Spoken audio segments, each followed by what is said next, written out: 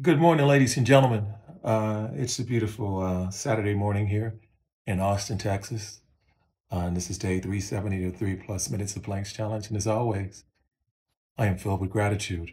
Um, just got back in from a 15-mile run, pretty easy run. Uh, I'm thankful for it. Um, as I was leaving the track, I was able to see my good friend Austin. And we got to talk for about 15 minutes about just life and some things that were going on in his mind. And I won't get into any of the details of it. What I will say was that he was going through a tough time in his mind. He wasn't able to get a lot of sleep, and he just needed to talk to someone. And it was interesting to me that it happened in that moment. And I'll tell you something even more interesting.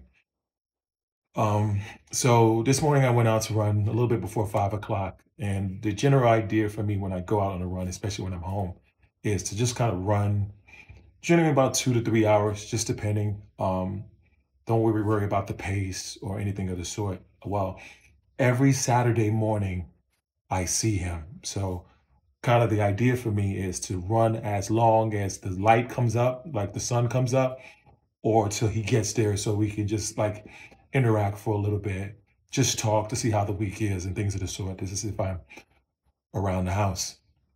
And so I was looking and waiting for him and he hadn't come. And so at some point I'm like, okay, I got to go home, um, go make sure my daughter is okay and things of the sort.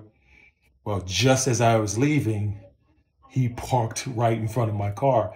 And so we got to meet and we got to talk. And I told him that. I was like, I actually look forward to these Saturdays when I run to be able to see you. And I didn't consciously think about it like this morning, like, oh, going out, I'll see it. But in the middle of the run, I saw that and I thought that. And then I got to see him.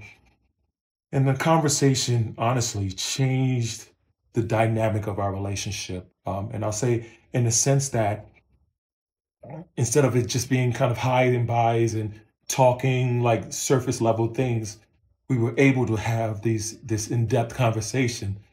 We were able to relay our vulnerabilities and be able to just talk and get a better understanding of things in our lives. Because sometimes we don't realize the pressures, especially as men, sometimes that we go through and how we bottle all these things up.